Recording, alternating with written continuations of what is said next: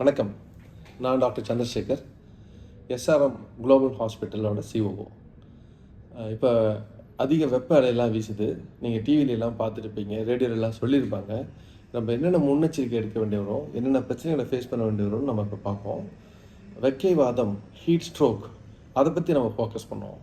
இந்த வெக்கைவாதம், இந்த ஹீட் ஸ்ட்ரோக்னால் என்ன அப்படின்னா, நம்மளோட இந்த வெப்பமான நாட்களில் நம்ம அதிகமாக சூரிய ஒளிக்கு நேராக கீழே இருந்து வேலை செய்கிறதுனாலையோ, இல்லை ரோட்டில் நடந்து போகிறதுனாலையோ, அங்கேயே ரொம்ப நேரம் நிற்கிறதுனாலையோ, இல்லை வீட்டிலே கூட காத்தோட்டம் இல்லாமல் சூடாக இருக்கிற இடத்துல இருக்கிறதுனாலையோ நமக்கு அந்த உடலோட வெப்பநிலை ரொம்ப அதிகமாகி அதனால் பக்கவாதம், மயக்கம், உயிருக்கு ஆபத்து இதெல்லாம் ஏற்பட வாய்ப்பு இருக்குது. உயிருக்கே ஆபத்து ஏற்படும். இதுக்கு தான் வெக்கைவாதம் அப்படின்னு சொல்லுவாங்க, ஹீட் ஸ்ட்ரோக்னு.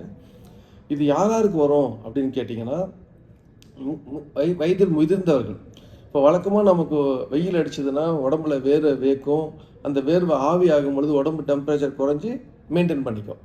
ஆனால் அன்ஃபார்ச்சுனேட்லி இந்த வயசானவங்களுக்கு அந்த சமநிலைப்படுத்துகிற தன்மை கொஞ்சம் குறைஞ்சிருக்கும்.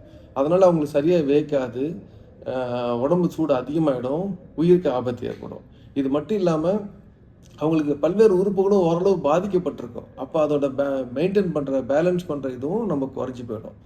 அப்பார்ட் ஃப்ரம் திஸ், ஆன்டிசைக்காட்டிக் மெடிசன்ஸு, அப்புறம் இந்த மாதிரி வயதானப்போ சாப்பிட்ற ஒரு சில மெடிசன்ஸு, ஆன்டி டிப்ரெஷன் மெடிசன்ஸ், இதெல்லாம் கூட வேர்வை வராமல் பாதுகாத்துக்கும், வேர்வை வராமலே நம்மளை வச்சுருக்கோம். அப்போ என்ன ஆகுன்னு கேட்டிங்கன்னா, உடம்பு சூடு அதிகமாகிட்டு ஹீட் ஸ்ட்ரோக்குன்னு ஏற்படும். ஸோ வயது முதிர்ந்தவர்கள் ஆன்டிசைக்காட்டிக் மெடிசன்ஸ், ஆன்டி டிப்ரெஷன்ஸ் மெடிசன்ஸ், இந்த சளி மருந்து இதெல்லாம் குடிச்சிட்டு இருக்கிறவங்க வெயிலில் வெளியில் போயிட்டு ரொம்ப நேரம் சுற்றுறதையும், இல்லை உட்காந்து இருக்கிறதையும், வெயிலில் வேலை செய்கிறதையும் கண்டிப்பாக தவிர்த்து ஆகணும். இது வயது முதிர்ந்தவங்களுக்கு மட்டும்தான் வருமானா? அப்படி கிடையாது. வயது முதிர்ந்தவங்களுக்கு அதிகமாக வரும். ஈவன் யங்ஸ்டர்ஸ்க்கு, இளமையானவங்களுக்கும் வரும். நம்ம போட்டிருக்கிற உடைகளெல்லாம் கொஞ்சம் காட்டன் துணியாக, காத்தோட்டமாக வரதா, வெண்மையான வெளிர்ந்த துணிகள். நம்ம டார்க்கான துணினா வெப்பத்தை உள்ளிழுத்து வச்சுக்கும்.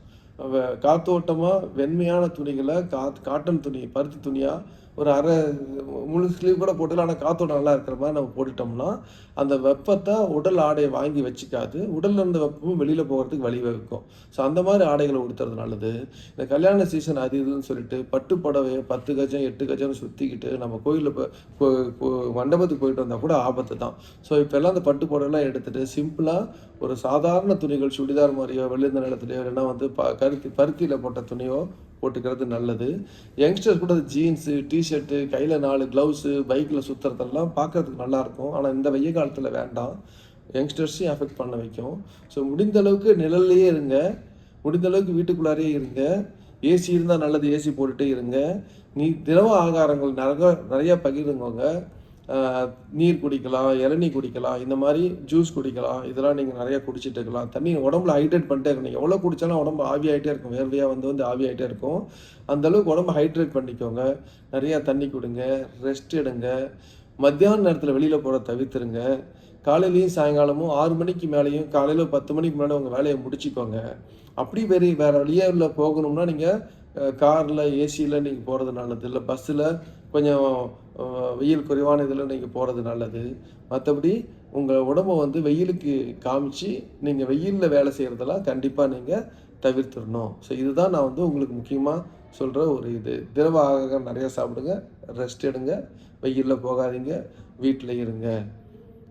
இதுக்கு அடையில் வேறு வழியில் போயிட்டோம், நமக்கு எதாவது தலை சுற்றுற மாதிரி இருக்குது, மயக்கமாக, எப்பயும் கூட ஒருத்தர் துணைக்கு கூட்டிகிட்டு போங்க. அப்படி தான் மயக்கமாக இருந்தால் முதல்ல நிழலில் போய் ரெஸ்ட் எடுத்துக்கோங்க, உட்காந்துருக்கு. மேற்கொண்டு தொடர்ந்து போகலான்னு சொல்லி போயிட்டே இருக்காதுங்க, ரெஸ்ட் எடுத்துக்கோங்க. உங்கள் கூட இருக்கிறவங்க யாராச்சும் மயக்கம் போட்டு விழுந்துட்டாங்க, உடம்பு வெயிலில் மயக்கம் போட்டு விழுந்துட்டாங்கன்னா முதல்ல நீங்கள் பண்ண வேண்டியது ஒரு நிழலான இடத்துக்கு கொண்டு வந்துட்டு தண்ணியை மேலே ஊற்றுங்க. அதுக்கப்புறம் ஈர துணியை நினச்சி போட்டு ஒரு ஃபேனில் வைங்க, உடம்பு டெம்பரேச்சர் குறைங்க. இதுதான் ரொம்ப முக்கியம். சப்போஸ் ஒரு சுவாசம் இல்லைன்னா நீங்கள் செயற்கை சுவாசம் கொடுக்கணும். நான் ஏற்கனவே ஒரு வீடியோவில் நான் சொல்லியிருக்கேன் எப்படி செயற்கை சுவாசம் கொடுக்கணும், அதெல்லாம் சொல்லியிருக்கேன். நீங்கள் அந்த வீடியோவை நீங்கள் ரெஃபர் பண்ணிங்கன்னா தெரியும் உங்களுக்கு. அதே மாதிரி இதயத்தை நின்று போனால் கூட நீங்கள் சிபிஆர்னு பண்ணலாம். அதுக்கு தனியாக நான் உங்களுக்கு வீடியோ சொல்லியிருக்கேன், அதை நீங்கள் பார்த்துக்கோங்க. சுருக்கமாக சொல்லப்போனால் இது தவிர்க்கக்கூடிய ஒன்று. முன்னெச்சரிக்கையாக வயதானவர்கள், ஆன்டிசைக்காட்டிக், ஆன்டிடிப்ரெசன்ட், சளி மருந்தெல்லாம் சாப்பிட்றவங்க முடிஞ்ச அளவு வெயிலில் போக தவிர்த்துருங்க. நிறைய நீர் ஆகாரங்களை குடிங்க. பருத்தி துணி, வெள்ளை துணி இந்த மாதிரி கட்டுங்க. ரெஸ்ட் எடுத்துக்கோங்க. ஏதாவது சிறிய அறிகுறி வந்தாலும் உடனே கவனிச்சிடுங்க. அயன் அது மயக்கம் கீட்ட போட்டு விழுந்துட்டாங்கன்னா முதியவர்கள் முதல்ல அவங்க வெப்பத்தை குறைக்க பாருங்கள், பக்கத்தில் இருக்கிற ஆஸ்பத்திரி எடுத்துகிட்டு போங்க. இவ்வளோ தான் ஹீட் ஸ்ட்ரோக்கை பற்றி என்னோட ஆலோசனைகள். நன்றி.